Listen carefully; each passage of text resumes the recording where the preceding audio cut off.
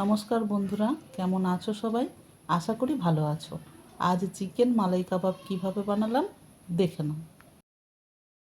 এখানে 500 gram chicken নিয়েছি।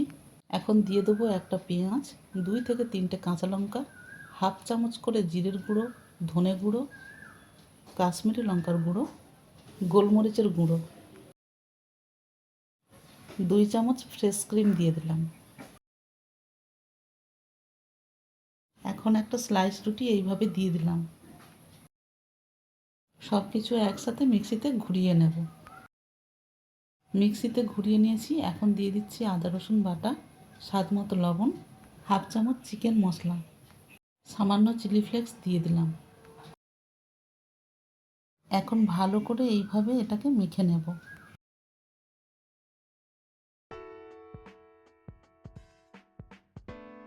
এবার আমি হাতে একটু তেল মেখে নিয়েছি।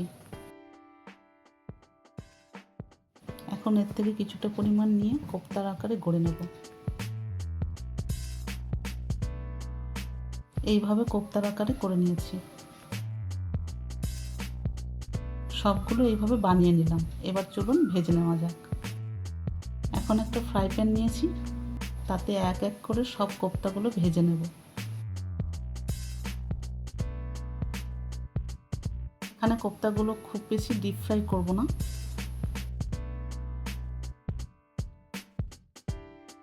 এইভাবে সবগুলো আমার ভাজা হয়ে গেছে। এখন একটা মশলা বানাবো। তার জন্য নিয়েছি একটা পেঁয়াজ, 7 থেকে 8টা কাজু, 3টে কাঁচা লঙ্কা। 2 মিনিট নাড়াচাড়া করে নেব। এখন দিয়ে দেবো ধনেপাতা ও 50 গ্রামের মতো টক দই। সমস্ত কিছু একসাথে পেস্ট করে নেব। এখন তেলের মধ্যে কিছুটা বাটার দিয়ে দিলাম। দিয়ে দিচ্ছি গোটা গোলমরিচ, লবঙ্গ, এলাচ।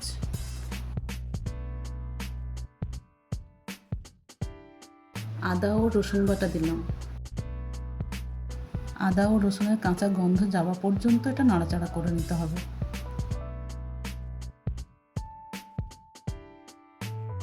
এখন পেস্ট করে নেওয়া মশলাটা দিয়ে দিলাম।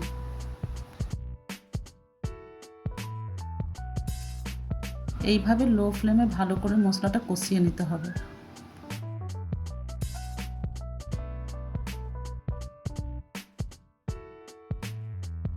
সময় নিয়ে প্রায় 5 মিনিটের মতো নাড়াচাড়া করে কষিয়ে নেব। মশলাটা আমার ভালো করে কষানো হয়ে গেছে। এখন দিয়ে দেব হাফ চামচ জিরের গুঁড়ো, ধনে গুঁড়ো, গোলমরিচের গুঁড়ো, গরম মশলা, স্বাদ মতো লবণ। আবারও ভালো করে মশলাগুলো কষিয়ে নেব।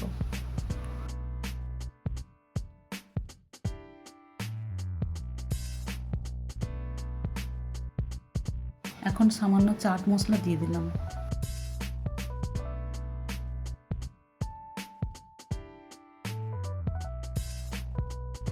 এবার দিয়ে দেব ফ্রেশ ক্রিম।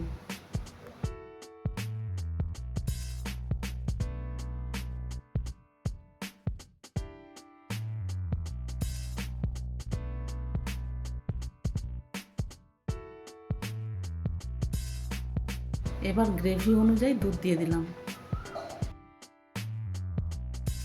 এখন 2 থেকে 3 মিনিট গ্রেভিটা এইভাবে ফুটিয়ে নেব।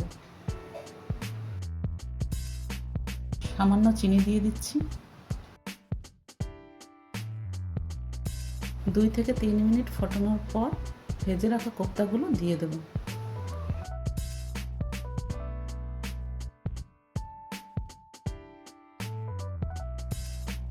এখন লো ফ্লেমে 5 মিনিট ঢেকে নেব। আমার মালাই কোপ্তা একদম রেডি। ভালো লাগলে একটা লাইক, কমেন্ট, সাবস্ক্রাইব করে দেবেন। সবাই ভালো থাকবেন বন্ধুরা।